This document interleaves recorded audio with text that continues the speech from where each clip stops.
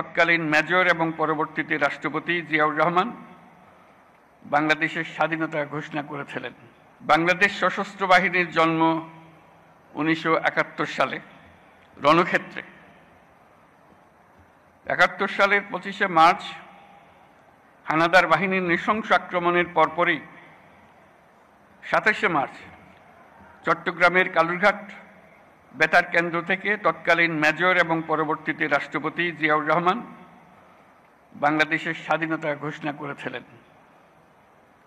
এরই ধারাবাহিকতায় 21শে নভেম্বর সেনাবাহিনীর সাথে নৌ ও বিমান বাহিনী সম্মিলিতভাবে পাকিস্তানি বাহিনীর বিরুদ্ধে লড়াই শুরু করে।